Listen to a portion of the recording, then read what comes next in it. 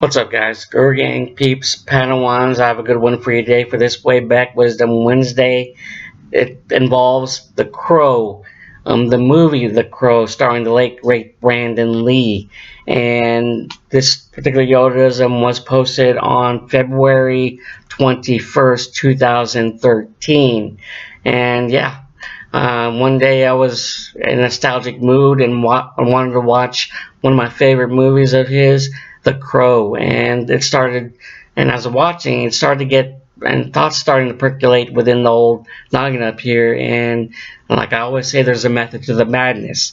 So, I hope you enjoy this particular yodeism that I'll be sharing with you on Way Back Wisdom Wednesday, the yodeism entitled True Love Soul. Tupac Shakur once said, "Death is not the greatest loss in life. The greatest loss is what dies inside while still alive. Never surrender." In some aspect, when true love dies in a person's heart, the soul within is carried off to the great beyond, somewhat similar to the movie The Crow, starring the late Brandon Lee. In any case, one can experience a truly tremendous utter heartbreak to the point where the individual soul suffers absolute restlessness, so much so it's unable to properly rest. For it's a torturous situation indeed for any guy, girl who has gone or is going through a terrible sadness, whereby the crow representing one's thoughts, feelings, and emotions can most definitely be considered not only a weakness, but a strength as well. Alright, continuing on. If you think about it, even though you're alive, you feel this sense of a numbing type of death after suffering a breakup of a long-standing relationship. In other words, the physical pain may not be felt, but when it involves feeling any sort of pain emotionally as well as mentally, it certainly has the propensity to bring you down to your knees, hence the weakness as previously mentioned. Thinking about it further, it's at that point the tortured soul with a broken heart tries to find their way back in order to smile once again. Unfortunately, the journey back is quite difficult before it gets much easier. What it primarily comes down to is having the inner strength to face and take care of one's own personal issues, like Eric Draven did with Tintin, Funboy, Skank, and T-Bird. Without a doubt, you're never really alone in your fight against personal issues within your own heart.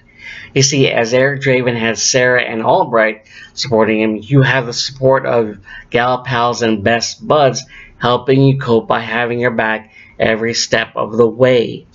Granted, they're not the unlikely duo of a tough skateboarding young girl and a veteran cop, but it's your eclectic group of friends who do their best to help take the bullets, in a manner of speaking, for you when the mass emotional and or mental hysteria, inner chaos ensue.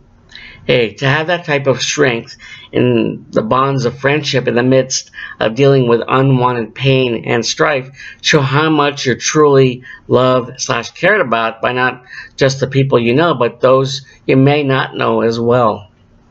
Alright, next paragraph.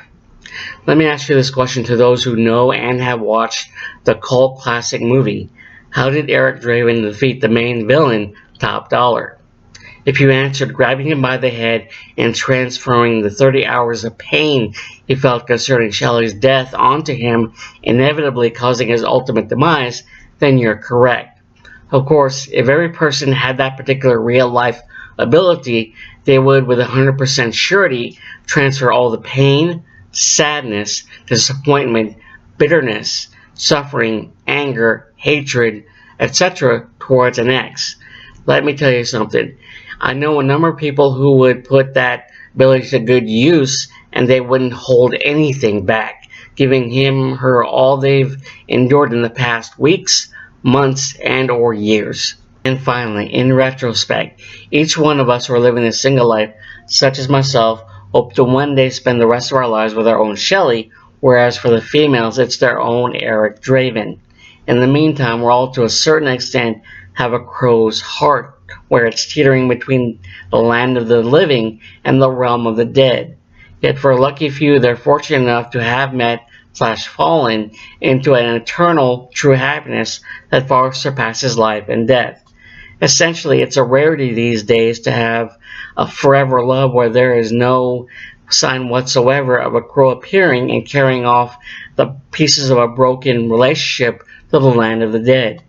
In the end, true love's soul can return to a person's heart, and all it takes is meeting a guy/girl who can help prove to you it can come back from the dead.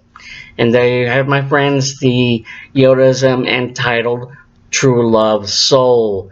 Thoughts, musings, hate it, like it. As always, go to the comment section below, share your thoughts concerning this particular yodaism shared from the past, 6 years ago, like I said, on February 21st, 2013, utilizing the cult classic movie of the late great Brandon Lee in the movie The Crow. It still stands the test of time, and comparing it to Heartbreak and Matters of the Heart, and yeah, for this Way Back Wisdom Wednesday. As for my social media links, I finally finished my chapter for my Chuck fan fiction entitled When Nature Calls, so check that out. As for my yodaism, latest yodaism, I'm still working on that. Hopefully I'll get it out soon. There's also my for DeviantArt page, my drawing vid. I'm still figuring out what drawing to be locked into for this particular video. I'll let you know possibly next Way Back Wisdom Wednesday video at the end. As always, there's my Facebook and my Twitter, so check that out. And with that said, have a good one, guys.